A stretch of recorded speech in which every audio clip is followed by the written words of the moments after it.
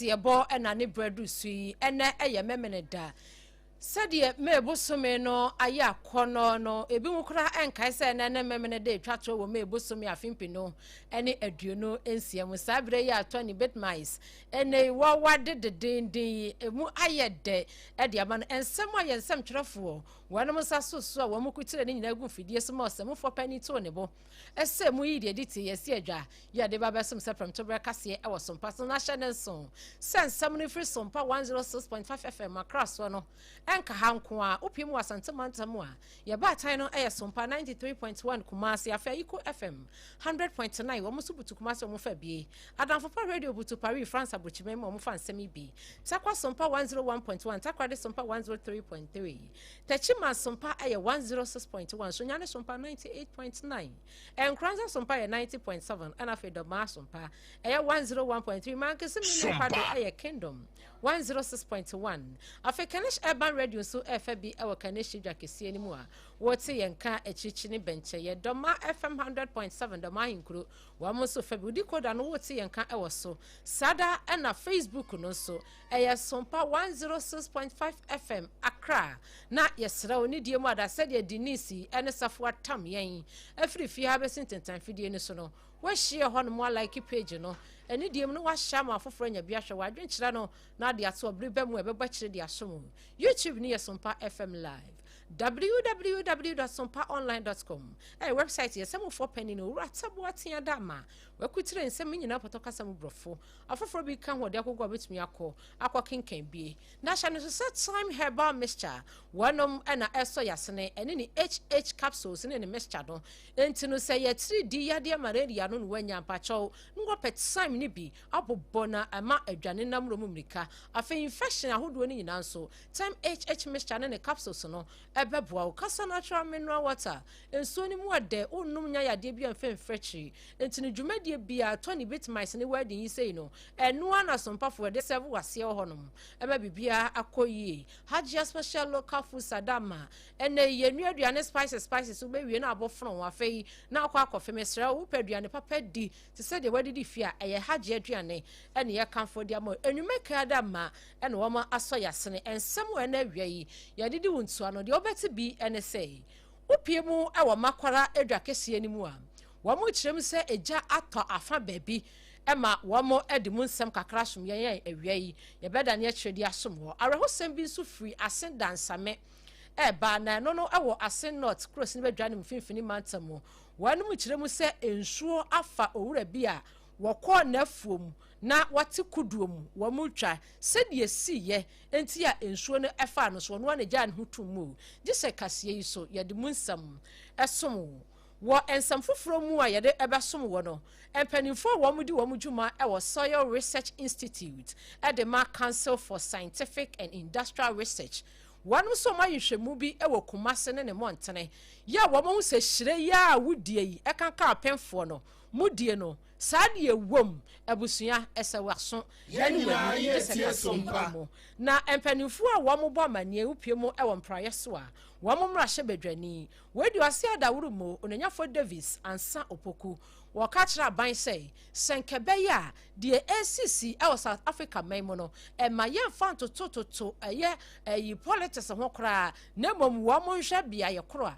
e wo se wo mo etimi etaka ni nyina e ba ne ye mining e ho ne mane ya na bibia nso enkoyi sada wo sansem na mu no onanyafo ka na hyegbe wono so de nanu atomu bi a wo kire mu bi eno so ba de na akire e de asomu we eni afoforo bi ya na wotwe mu nyina amano ne mu nsam efiti adwada ekosi enanu fiada na chesenura amano ne nsam a egintre ha enkankan de atwagu wo sompa so no ye besa so esi ne koso awiei e de asomo mesra kame ho na yemfa nsam ne mu nkyeremu esom me amaje pene eni adwamedin ABENA BADU ADEPA KWOFIE me basisia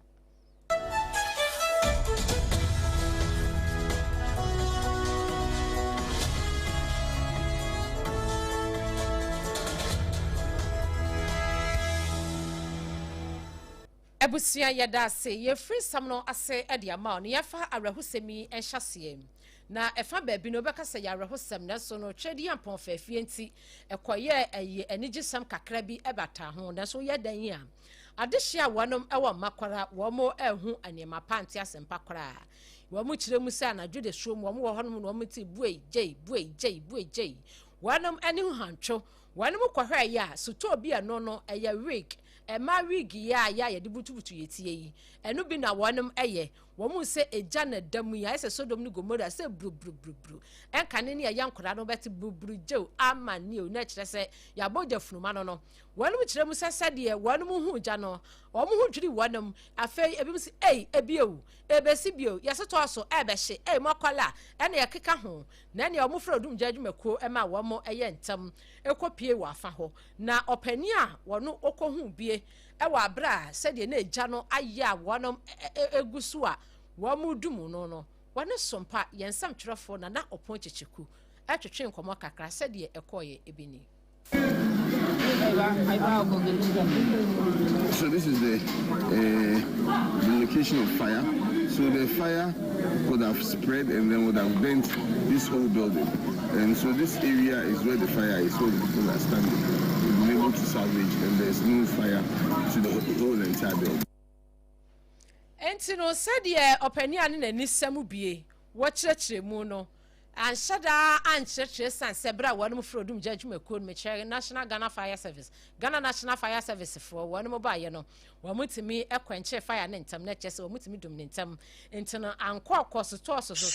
bɛn na mmom no wɔmukyerɛ mu sanka so bɛsɛ wɔ 100 ena ka wɔm ho bɛka kayie pa yanka wɔm niema bɛhye na ne nyina mu no obi ani hɔ no mu asabi opraye ema wɔm etimi adum gya no so yɛde firi makwala ɛde asomo yɛnso asɛm no so ɛwɔ arahusem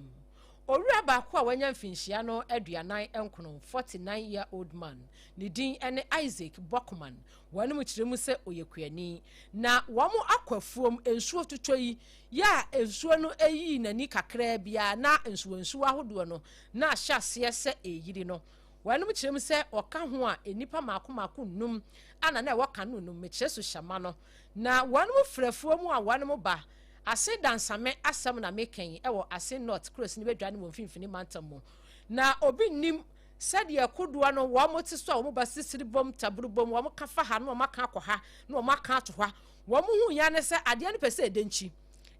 na kyese pese emuni na ne emuni dia na kyese nipa nnumu a wo mo ewo kodoa ni mu nyina no wo metimi aye gone too soon na ntino said ye na kodoa no so wo mo ede tabono no pado ni se ni nkakra no wo mo ya se ba kwa watimi se ne yamu na shi no sadie na si yomu ya so wonu adika dadadada wonsuo no wato no watom na wabra na ade hie bia wo mo ban ensu a eno no ewo mpotam ha wo mo sabre no wo mo enam so no eja wo mo tiatiam wanyi no wo mo timi yi enipa makoma nan owura wo no anya mfinhyia no aduanan enkono ne de wo mo hwehwe na 24 hours ni yehu no 10 o'clock me kwafu na meti announcement of information say enhyema mu obobie fum na say me jade me ye bia nti me jae to me basket na me de amerika me ba so na me dom wo nsuom a mo hwehwe no enipa no so ofiri ase plus no mo ye nu ma oba baako emema nan nti ha chief farmer na ye kwan hyema no nti e ba sa na enipa no hui ni onu ma dwale plus no ni hui na ma hyema no mu yi hyema no mu na ma de srade am de sra ban ni say tambia se ye beto aba wa ase dansame a na MPs na be hyebo e so mo bebre ye hyema eduru wa ye to aba no mo wi anhyema no omo mfama ne sesi ade a mesra ban se ye ba no wa hwe aha enkamprofo ko bi wo ho nti se nko mo benya machine a ye besra ban se nko mo mla aba akufu ado machine no de ba ye no omo mfa mla no mo be yin enkamprofo ko ni mfiri ho na nsuo no entre nsuo ni trade a utwa ye kama na anhyema no so omo hya ye bo se omo de bebre no ye besra omo mfa mla de oman ne ekwase anhyema akwase de to so no enye eno ne ye de twa ya ene de ewudie ya ba ya enti ye ba asa akra no omo twa anhyema no mu mienu se ye mfa nto so na asa akɔfa asɛm foforo aba enti ubusa na de atie no yes das saudi emunkyeremu pote de asome yan assembly member ya wono owo asen dansame ononyafo mark inti barak wono ena ne yensem twerefo ekasa ya wakyerkyeremu nti owura ne de omuguso a wonom ehwehwe no yefri sansem ne mu ayi na yefri mfimfini mantamu nkopie mu asante emantamu adehia wo mu de wo mu dwuma eye wo mu adwuma bobe ahwehwe ne yemamu a wo mu adwumadie no a wo mu ye nyina ne se yenhwe sade we eboa yen ede akura ena de beka se science Yosefo no wamo ehu wamo retimi wura wiemu akon so ebi se Nyankopɔn kro ni wo hwe wotete hotete bosomi nachi na wanu mu kire mu say Soil Research Institute wamo di wamo twuma e wo Council for Scientific and Industrial Research wanu mu ahwehwe mu akɔhu se ehire yi ebi mu frɛ ni hire ebi mu frɛ ni ayero wamo kire mu say eye ahazake pa na kyese yade a enye toxic wudi ekomu a eye ade a ekokɔ generate enema bɔne ewo nipadua nim obɛyade na wo mo so mo hwehwɛ mu a wo no ye ye ni nyina ekosi se wo mo efa samples makoma kwaduanan 40 ena wo mo hyase se wo mo hwehwɛ mu Dr. Albert Kwabena Mensa wono ene di sa enkofo yi anim ema wo ye sa research no na wo mo ka kyerɛ ye ne aye pɛhyire die ekanka apemfo no apemfo a wonom aba ene ehire yi wo mo timi di ase an media mentintesuo obisi media me bonfono me obisi media na metimi didie wonom kyerɛ mu se me pachaw sese ni de ehire no wo mo kyerɛ mu se de ye ton no asante mantam mu no wo mo de no mo de abai wo mo ankankan de ankan mfimfini mantam de ankan ho wo mo si kuma se hyire ya wonom eton no wo fa ba bi te se buakwa asafo bantama Central Market afei adwena se krofrom kwada so tano so ene de ka ho ampacho wo mo fa samples no hyire no mo ton na nye entini ayama mu ntobi na mu ndi emfa yade bia ema mo ho Dr. Albert Kwabena Mensa say ebre wone ne dom wonom ye hwehwemu ni nyina wiye na anso ho a wonom ede mampanifo ma wo mo bo akire wo mo hu se de ye fra ne calcium yibie ebi nim entini nya de se ukodi abenya papa bia frim ayo nim bibia nim ayi de ye fra no ayi ni zinc ni nyina bi nim magnesium de ka ho kire se enuane duro papa bia nia de na mudi nim entini mudi no esanso ehe ni padua no pa ye wose obi bia da atwa wabra wo mo ede sakratai ba ye sompa kase yeso yeso mu ne se da bi se de yeso ma de hye sompantie wose ye bɔkire ede som wa nanwa yi ya da ne akire de asom ye nwura mu yi ewo empanifo a wo mo adidwa ewo wo mo di wo mo twuma ewo emrahye bedwam empraye so emrahye bedwani eyo nyamfo Davis Ansapoku wono na etoto sere yi wose enano ade esiye enam so ema Ghana de hye besa Hassan ye de wonom afri South Africa memo abano wasa ban ne betimi ayam hu bibi pa wase we enkaye simple kra e de mampanimfo wo hwemu asede owura Davis kire ni nsemu ene sei ewo mining companies wo oman yi mu a eno no eye South Africa fo ankaja besa makoma ko besa duno ye wasenke ye renew wo mo elise no adema wonom na so no se de bi mu kirem se an expire na se wo mo ebre eson ye no ye renew na fa hinkosi hene e kamia ye sesa ne ma ne nyina eka ho na mom won de wa kire na adwen afa ho se de aban no betumi aye ene se de beboa e ma bibi e koso South Africa na fe Ghana fam no bibi betumi akoye ono so nsam eni. Well, I think first of all, it has nothing to do with the Ghanaians who were brought back. And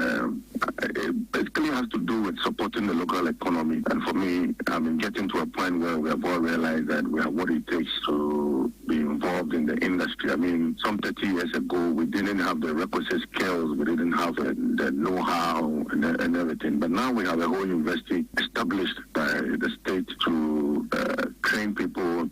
in the mining sector. We have local companies who have the requisite skills and the capacity to be able to engage in that industry. For us, 30 years is enough. I mean, just last year, Goldfields made over $547 million. Took this money to South Africa to develop South Africa. And today we've seen what the South Africans are doing to our very own. I mean, yesterday, or 2 days ago, I was at the airport to meet some constituents who returned petroleum empty-handed.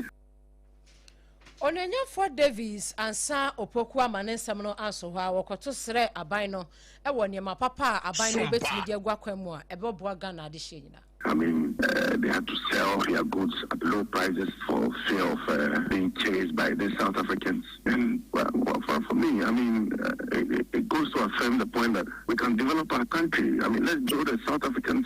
society here in Ghana. And we can only do that when the state is determined to ensure that the $547 million that South Africa Goldfields made last year stays in our local economy, so that we don't go begging. We'll use these monies to build our roads. We'll use these monies to build the tourism industry. We'll use these monies to build the local economy so that the Ghanaian people can get employed and get work to do. So that is a focus. And glad I mean, virtually everybody in this country agrees with the positions that we have taken. So far, we had over 100 people signing the petition we started this morning. We are hoping that by next week, we get some appreciable number. We are able to send a petition to the president to tell him that enough is enough. Let the gold belong to Ghanaians. I mean, we cannot rely on gold fields to be exploring or to be mining our gold and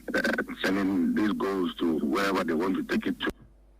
Openia wakasa ye employer so emra shebedwani onyenyafo Davis ansa opoku eno no so akyeremo no entini go fields of no wo ma to be ye de aka no wo mutu a Ghana yenso yebetumi aye yade nyina na yatumi ade aboman hu bra ema wo mo a wo mo yakofa wo mo free South Africa kura eba ye no obi ni na du ni nsedu adwuma koye ni ho nyina aka ho eno wabayi e wase ye hwesafo ni nyina na yesika ya ene ye de ebehwe wo munti aban no fa ne manwa kwan mu na wasa ensensem na mu no ena opani ono ye CEO edema Ghana Chamber of Mines engineer Kenneth Ashigbe wono so de na no atomu efa ne xenophobia ene Ghana ne afei bibremu amaman yi asesei South Africa fo so wo mu hi obi yi wo ma hyehye wo mu chebiti center krache de bibia twetwetwa wo mu ye share wa hey where from you? Where are you going? Oba habe ye dey what hene wo fa hene na wonom etata wo no. Ononyafo engineer Kenneth Ashigbe say. Anka be ye pa. Anka ema ban no emfa mfore eye mining nsensam ho. Nanka wonom hye na omontaka de eda pa so pote no. Nanka etumi aboa won nsem kan ye mu no so mpakase. So shameful and regrettable that a country that Ghana has supported, during the times of apartheid, other African countries have supported would come to this. But I think we need to separate that completely from, other commercial relationships that we have. And I support the stance that government has taken by going to the AU and now ensuring that this xenophobic attack have been tabled at the AU so that we use those means to be able to ensure that we deal with it. We should, send very clear messages to the South Africans that they should not let, lead their actions. We then put a spanner in the wheel of our move for African unity and then also the African Free Trade Agreement. So I would say completely that we should separate the xenophobic attack from the commercial businesses so far as Goldfields is concerned. And, Goldfields as a corporate body has met materially, the terms of their lease. They have not been involved in any of these xenophobic attacks and all of that. Engineer Kenneth Ashigbe CEO Edema Ghana Chamber of Mines wono so ene atoto asra bensi we die humble request kora ene odema pani se wanu betimi ahwa fa ho na atumi aboa na emfa komfore fore nko wiase emyemfa yensa mehye no mu enka ema bibi enyomanyi na nensam so no so edeba ye na wie yada na atwe ede asom wono no yeto akase no eso ewonsam foforo mu ede ama wo na opani a wakasa yi eye opani a wono upiemo ewo aboahia kirase eye health center wono ehye echiremu se ehye soame mesin ni mu asante mantamu na womo health center bia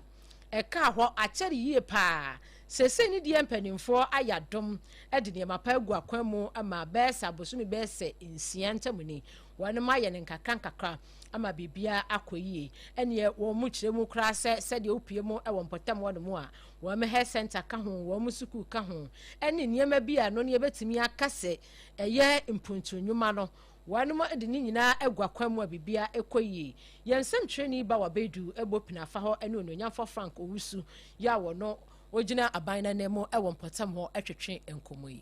the omni say as a chief executive ye nyina ehwe say development abetimi akọ our municipality nti the health center aba aboahia but now we are having a challenges and issue with private school na wahano say the hospital neba no ebe block on school no and they don't have even access to their school nti no ekwaye court nsensem na ye de abafie say be as a chief executive e masede say smhwe na ade bia ebeye manso a ebe broko aban edwumade bia no metimi ehwe emeyeka ono na yakohia ya ba beka ene no entiase aye adwuma ntino enche ono tesemesa aba site na emnitie ya yetimi esi hospital na aboa community no o project yi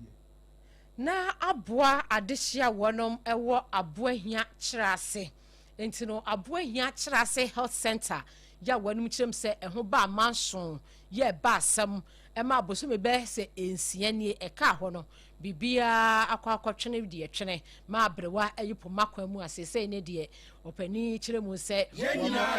so municipal assembly no ase ena sa aboahia kyerɛ ase health center yi ehye ononyafo owusu ansa ne kasa no anso ho a ononyafo Elvis Nyantachi ya wono oye MC ono so eden nsem kakra eto yensem training ba wa bedu enim sei the adwumadie no obehunu ye no fact stop we na high so ne me yes madam say you be fast of any fee be fast for say nti yem say ahyase no nti ase anwe ba nyame adom MC na namo any school da woro ye nyina yakohia anu asomdua abua nti de kan say ye de nyame asese ne abrewa ayipuma kwam ye school ra ate ase MC kasa de de bia mfriend King Solomon because we adwuma ho ya buradwane nti ase so bia nkoso be se wo twene tan we so twene tan na edile adwuma na so nyame adom adwene wo de ma King Solomon ama MC wanabo Frank wo so ansa bi ya wodi trase ana asoa me nyina imomu de me de ade we agime di anka sana nka ade we be ka wodi anka be hampa because CBC hospital me mpasua so na afi man so bato ya comfortable school na ase ya na mase ya MC so ase se asundue aba boko eye nyina de enti na hie be hia nyina se efiri be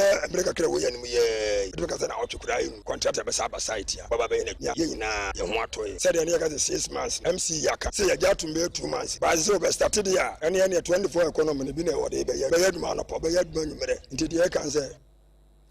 de kan se eya sedan kwanti opani a wono odi kan ekasa ye no ononyafo Frank owusu no eye MC ya wono owo aboahia kyerɛ ase ena de ono okasa sisi ye ononyafo Elvis Nyantachi no eye assembly member ya wono owo kyerɛ ase electoral area wono adodo na efre no yes madam ntini yes madam ne ya assembly member ono ne Elvis Nyantachi no ono ena ne yensem training ba wa bedu edi nkomo efra fa ho na wie yada ne chinti we ni de ade hye no mo sin da hyerem sha se mo health center no yanka ebi mo de maso be fore no ama aka ho no bibia akoyi a enche contractor no ebeba site abeye bibia kama ebusua yemfa seda no ema time herbal mixture etiri di yade ne de eye time o ene edi tu ase enti aya na wo ho na bia wanu mu nyode ubonso besori bia na ho na baby yo ya obi wa house madam konso mi chepe ye me ya medidi a enya me de medidi a memme menum su enya me de mesrew aya no akope audit yi bi na wa check de check malaria no na asem na mekan ana akọ adokotafo yi bi wonu mu a wo mo betwe moja na eja ya check say ye malaria na ye nya check na say eye tiri di ya de na no be no kev mesrew aya kope time eba mixture ATIME na aboawo etu malaria no asefri ni padua no eso edrei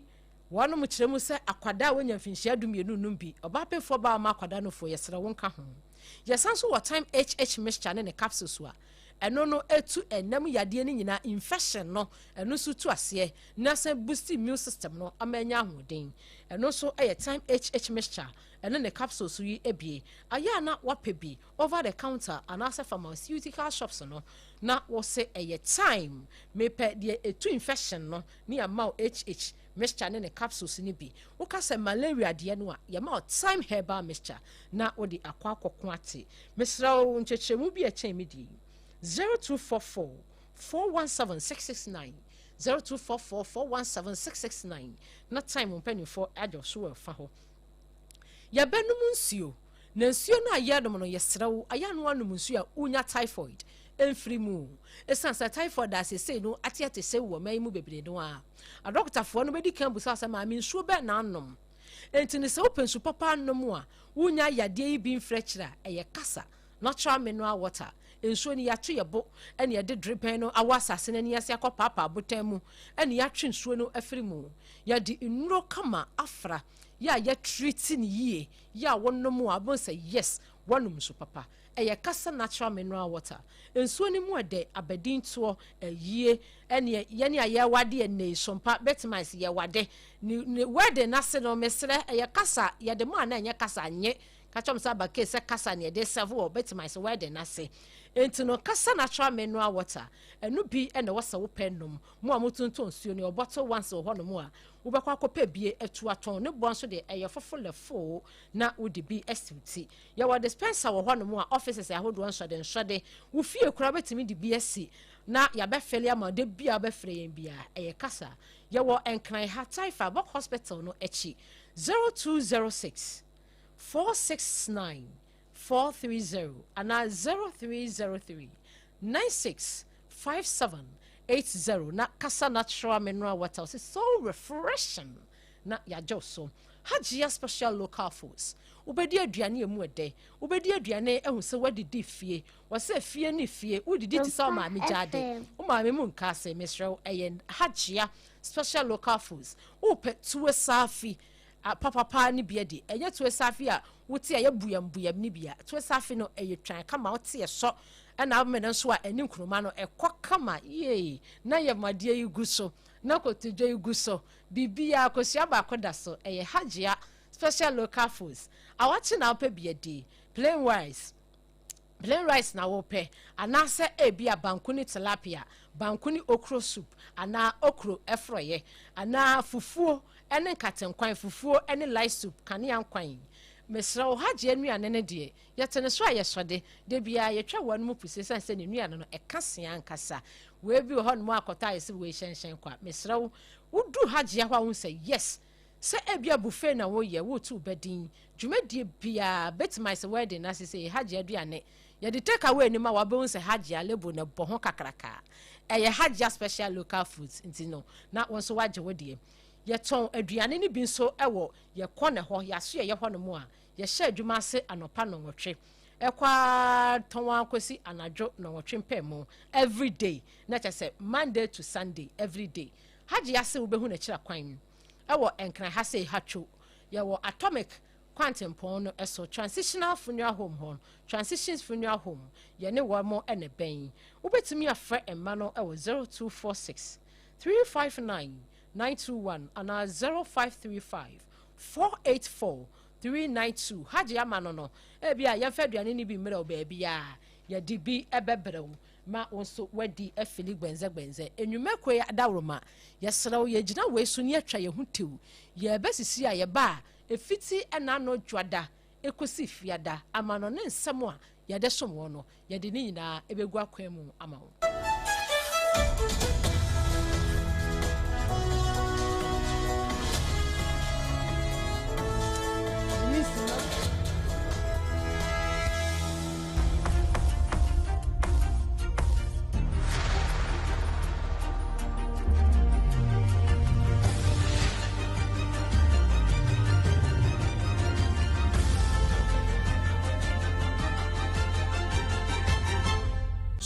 TV Emma Aketuapa Ebusia Emma Aketuapa yedase yehye na watwini nyina amono ne nsam no ase ede amane yehye every US na watwini mu no ena no dwoada no ebeto dwa every US appeal court eba ya wo mo ekiremu se companies mienu bi ya wo mo nsam ebeda wonum apono so 2023 no ya anka asem no omudi wieye no wo mo sanso university asem ni bio ni nyina enese company no ede Vaseta company ena afi Ford company no enti no wo mo kiremu se Vaseta company no ene be siu Ford company ese wo mo adada wo mo na ni nyina ne se Vaseta company no ewo software eno no wutimi ede manufacture o cars ema bibia etumi koye nti sa software no ena eye Ford fo ebeje ya wo mo so etimi di ye wo mo adwuma na ehyehyɛ ya wo mo ye ewo ho ne se bosumi bia wo betua license fee eya Ford fo no betua license fee ade ama Vaseta company no afei ena kakra nie wo mo magi bio eno ana Vaseta fo no hwehwɛ mu se sa Ford fo no sebi wo mo atwa fufu afa ye kwachi abehye num wo mo akopi wo mo elebo no ena wo mo so afa wo mo awia te se wo mo software no wo mo awia software no and wo mo so de yo mo de enti na akoye se de ye ne manufacture ye de ne de enti ye ntua hwe ma Vaseta bio eno no mo se ne mo tumi awia ye de a ene yeso ye besiw mo ene ja wo mo kosi wo mo na peace court say from 2023 no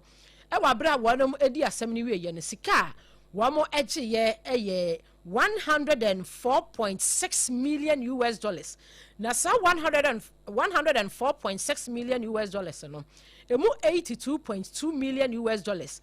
dear your friend breaching of contract me no akwanti ase apam ase na uwie ye wandi so wafa se ebu akwan so pese bu me eno no ye 82.2 million US dollars eno ye de 213 so ena de ka ya eno no ye 22.4 million dollars no eno so e kire mu say wo bu apa no awia me wo bu apa no awia me nti wo kan nyina bomu a eno na ye 104.6 million US dollars na judge ya wanu mu kire mu se wotina asam no so edi ye Matthew Letman wo say wanu de wabo asam na to agu esanse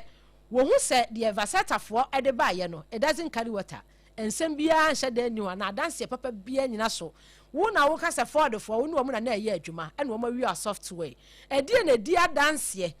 ese wo ma wi software muni bi enu asam do ma no be ka kire court ese wo ma wi am software mo anya evidence bia enti na sa judge ya no no satam US district judge Matthew Letman obogu ye ena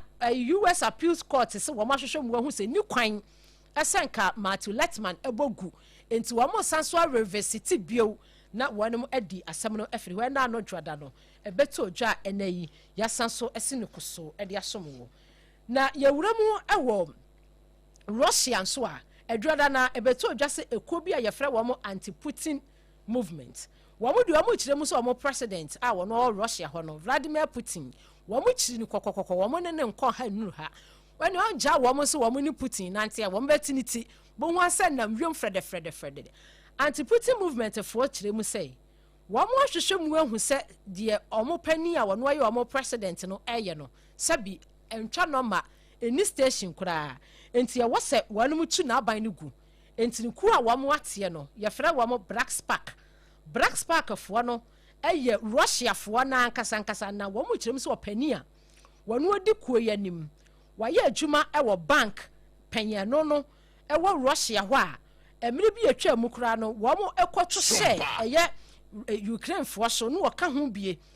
enti no oyo pani pa na adwuma bobe ni din ene Igo Vrodube na wo mo se de wo mo akeka wo mo niam ahwehwe mu ahu se e wo se wo mo timi eto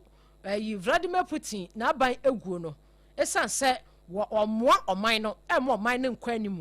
businessmen wom se kuo no businessmen wom wo mo madwuma bobi wom adwadifo ewom adisuafo ewom obi awom bi ene wo maka wo mutamasi ani ese wo mo ebetu sa na mo no na so ni nyina mu no empanimfo no e de aba wo ma kire mu se wo mo de wo ma menebo anu nsu aguso ya sa Black Spark fo no wo mo manifesto a wo mo de ba ye openly wo mo be kan ya wo mo kire mu se wo mo kura wo mo adi akon animu pen akon ama Russia man no kura pen no ebi aba be ka ho ya wo mo nyina na kyese wo mo efo so a we de wo mo se overthrown dictator by force na kyese Vladimir Putin oye dictator o ka obi nka bi enti wo mu tu no amonamono so ye na no ebdwada na sansemi so ebeto dwa ye sansi ne kosodi ama wo na Senegal president wonu mu kire mu se wapamo ne pani a wono no ne ni ebu man no enti no wohwe mu a wo mo ekire mu kura se ebra wonom ede krata akra eba ye a president ya wono owa Senegal Bassirou Diomaye Faye wo mo kire mu se wode krata eba ye se opani a wono na woye ne prime minister wahwehwe mu a hu se dabi wa ma oman na eboka ontimi ne nto adwuma no so no enti onkofie na onfa obi fofromra na ebere a wode krata ba ye kyese wasake no na parliamentarians ya wonom so wa Senegal se na wasa owura yi a wapamuni wone no ana na ekọ nakranda na edian ena esie ye no nti watumi abetan na britia bi from 2024 amutimi wi ni power ebetena so watan na aba besi sabre yi a enu nti monka wo se ohun na mamuo yi enti ene wo na wo mpe no wo mamuo ni so de ene ye de ya sanso to abama no ye to abama no no be speaker of parliament enti rupiem wo Senegal opani a wo no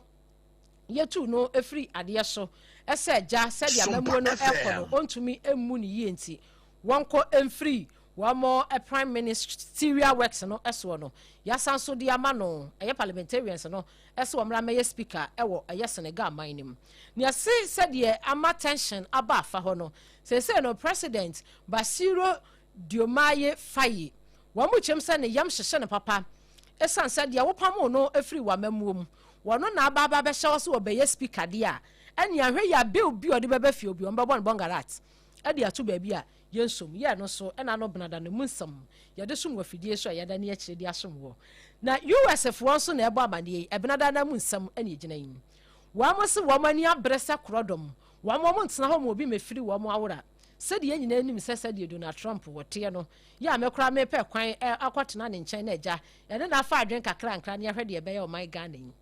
wamo kire mu se wamo akwakoye missiles foforo kora na no wamo target Iran biaya wamo so eye wamo akode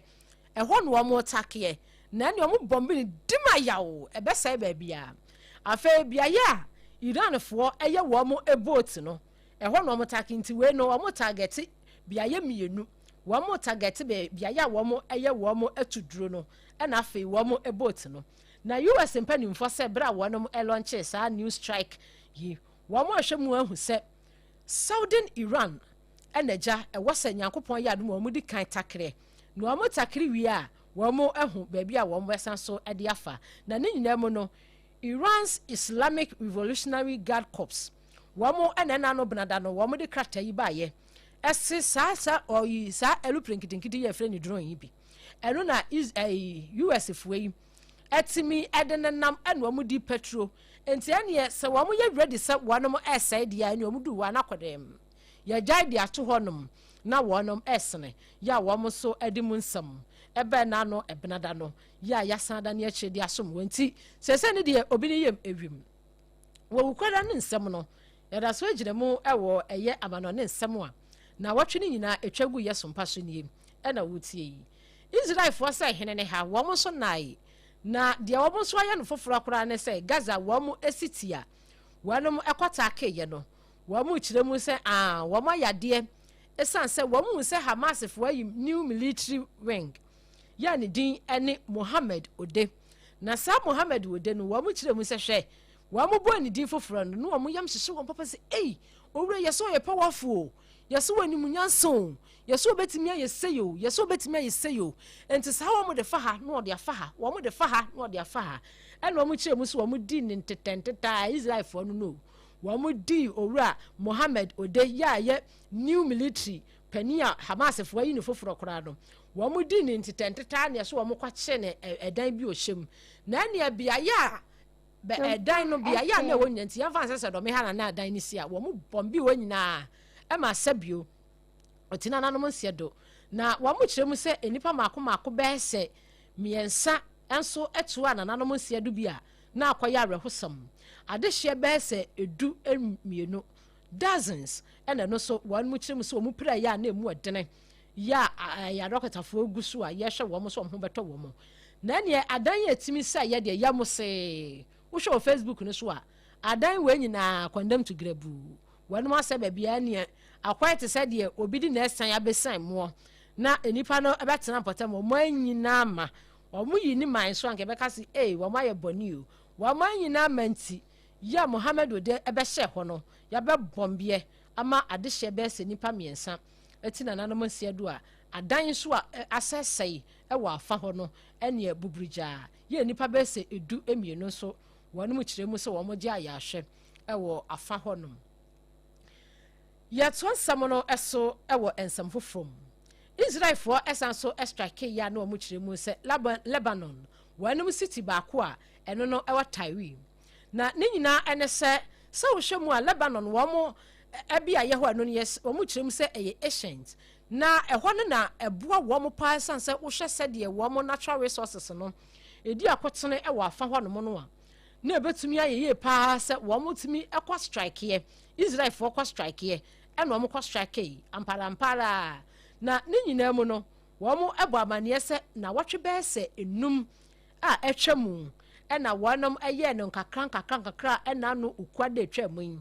wonom etimi ekokọ bombe ya adehye be se enan eti na nanom ensiedo na ekuro be se mienu a eno no eben bia ya wo mo bombe ye ne pa ne de wonom kiremu se be se 19 miles from biaya wo mko bombe yen Taiwi ho no eba abesi sa enkotuwa mienu no na kyerɛ sɛ nka emu nhyɛ da anwa bi asa nso ɛyɛ akodie nti etimi kyerɛ ya ɛkɔkɔ sɛsɛe agyapadeɛ bebree ɛwɔ afa hɔnom na ne nyinaa mu no prime minister ya wɔ no ɔwɔ Israel sɛdeɛ obi ɛbɛkyerɛ mu no wɔn ɛde nsɛm baayɛ a wɔn ɛkyerɛkyerɛ mu asɛ saa drone na wɔn yusu yɛ no ɛyɛ drone asogyafoɔ na yusuo ya ɛno no wahoɔden paa ya wɔn timi ɛde kɔ gyina mu ɛwɔ Southern Lebanon ya wɔn ɛde akɔkɔ sɛe adeɛ nte sɛm na ne nyinaa mu no wɔn ka kyerɛ ade hyɛ wɔn mu wafa kɔ sɛ wɔn nya akomatɔ yɛm san sɛ deɛ adeɛ na yɛ ne deɛ obi ɛnka so obi ɛnhyɛ ne sapɔ mu nsuo ana obi nka so obi mfa na bɔdwe sɛ nkɔ no nsuo mu wonim sɛ ɔnyɔnko nyaawa a wɔbɛyɛ wo enti wo nso nya na ano ayɛ ne bi na ne give and take dia afa hɔ no mu a ɛno nso yɛda ne akyi na no kwada no ɛba ya yɛde ɛsom wo yɛwada ne nsɛm bi a ɛyɛ ama no ne nsɛm ɛba yɛ na yɛarɛ ho sɛm paa enipa bɛɛ sɛ edu ensia ne nyinaa ɛyɛ school children ɛwɔ Kenya man ne mu wɔn mo kyerɛ mu sɛ egya ɛtɔ sukuu bi a ɛno no ɛde Utumishi Girls Academy School na saa school no wɔn mo se wɔn mo nim deɛ si yɛ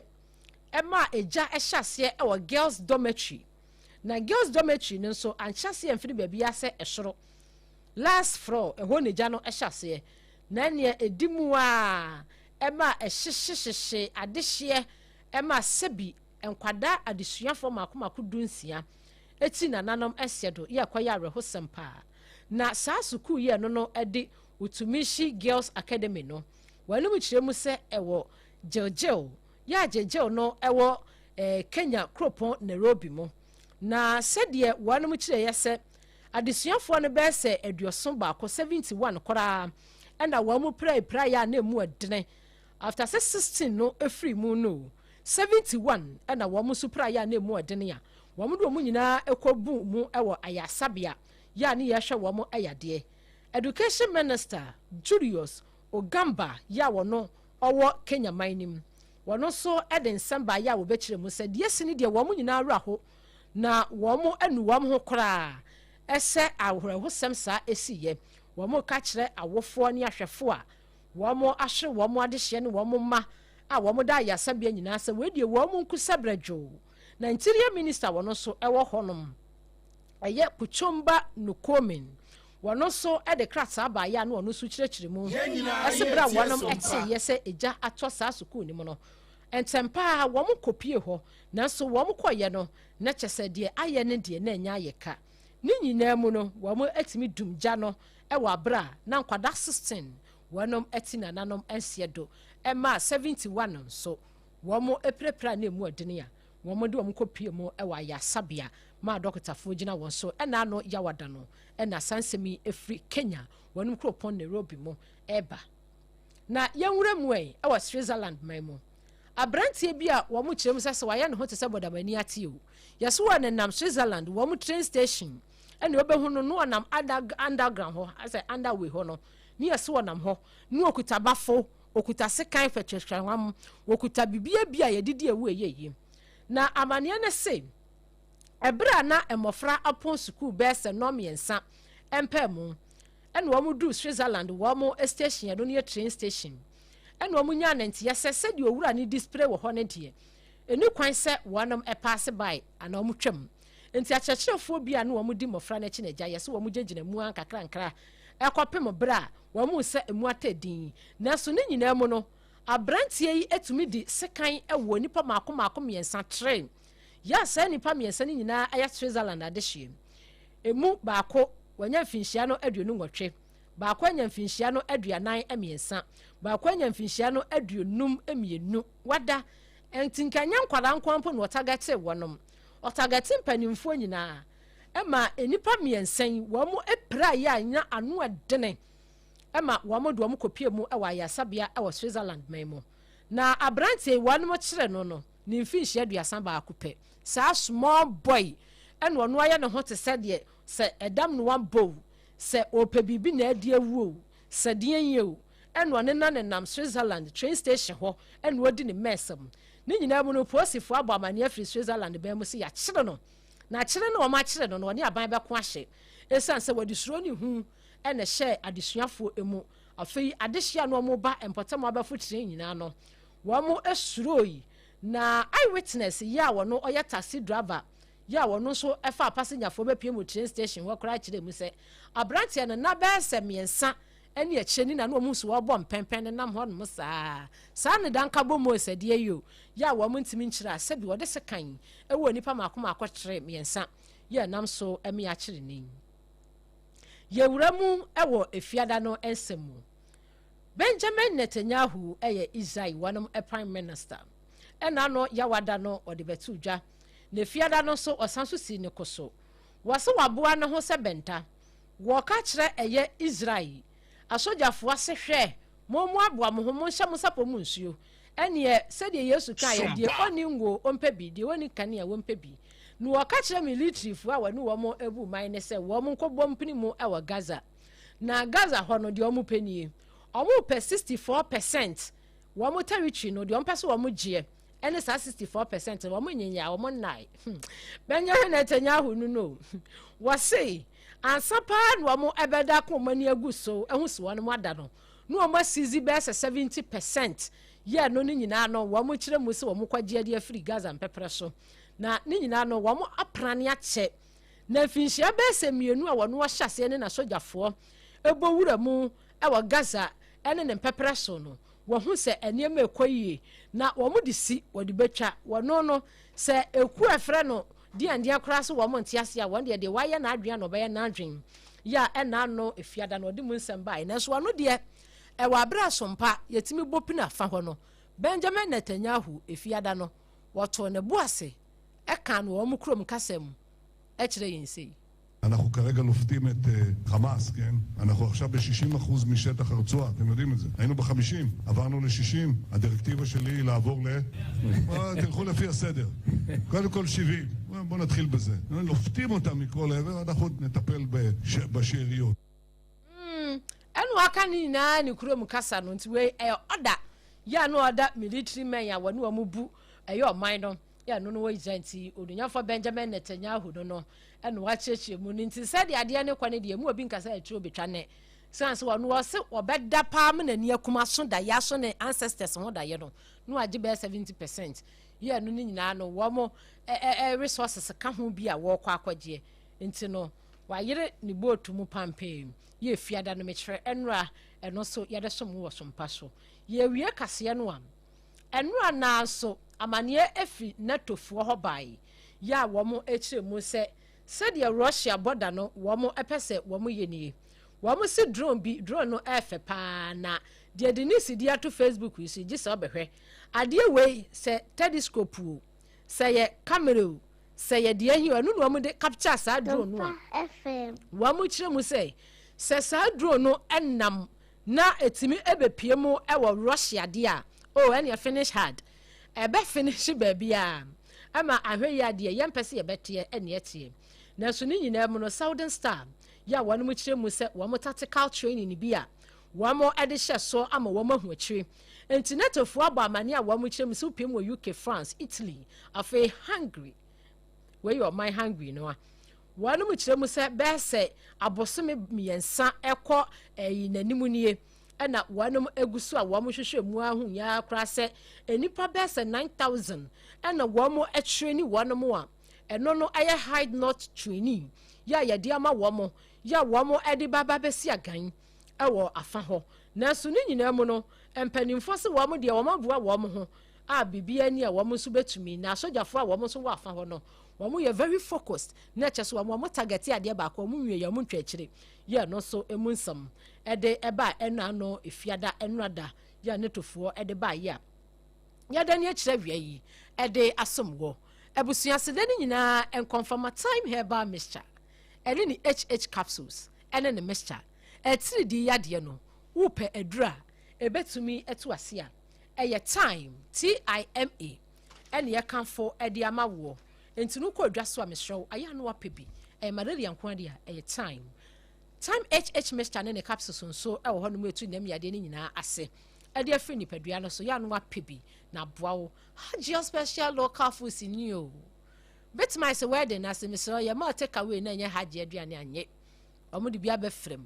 hajia aduane nkwa ne de serve ase abadinto o wade eyie dwumadie bia yemeye buffet yemeye bibia kamama hajia wo fie wo adwumam wo paduane papa di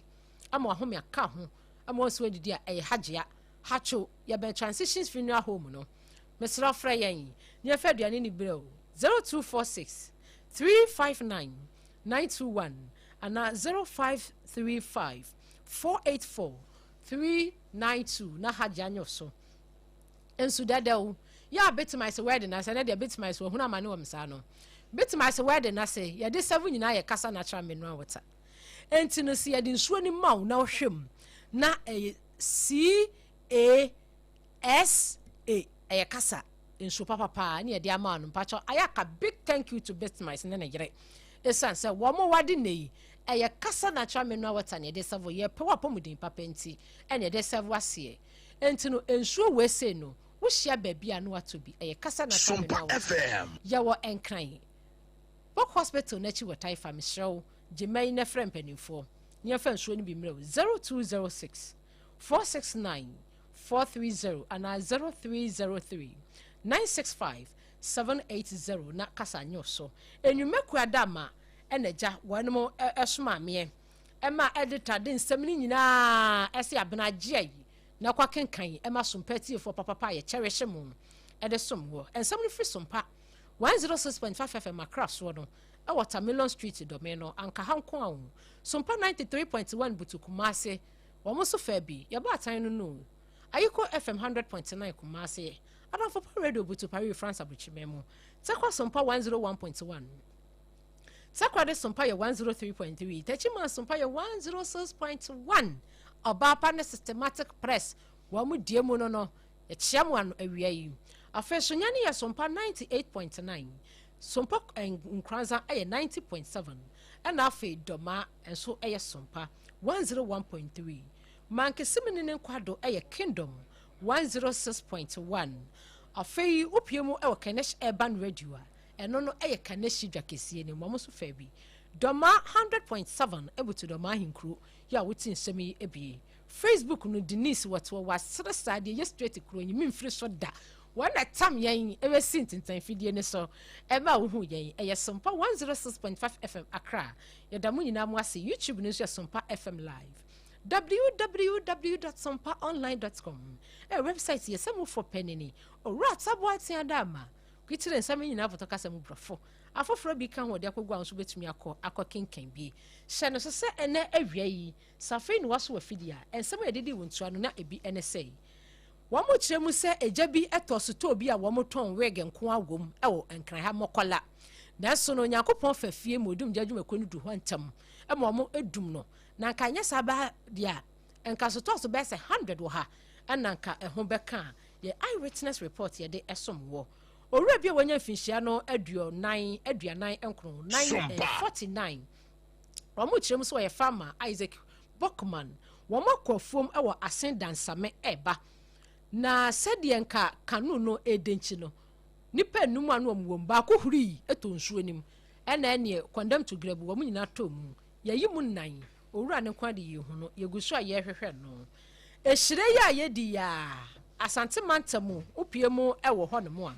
adehye omudu omudwuma ɛwɔ Soil Research Institute a wo mo hyemu ɛwɔ Council for Scientific and Industrial Research wo mo so mo nse hire ebi mba no ayero enyanyanyanya de omoton no Kumase no enti no yesrew ayento bi ni ɛkanka apemfo no ensɛm ni bi ka weedem ho ɛnaja yɛde ɛbɛbɛsom wo na watwene mu nyinaa de amanone de foreign stories no ni nyinaa yɛsi ne kuso awie yi me ameje bre ɛne adagye ɛbɛbi nsɛm yi ɛma Denise ɛtam me ɛma asafo boy chidom ɛwɔ ntintan fidie no so no midin ABENA BADU ADEPA KWOFIE abusia madamu nyinaa mo ase ama mumo ani tie ɛne hwɛ happy weekend betmice happy marriage to you makram 21st clinic a sciatica expert sciatica no o nerves na wo to ase na fa wo sire mu na fa wo nansia besi ase ho no se ho techema eno ene ye fa ne sciatica na etimi bubu o to ase ka wo se dwe wo sire mu wo je ho ba bi a enye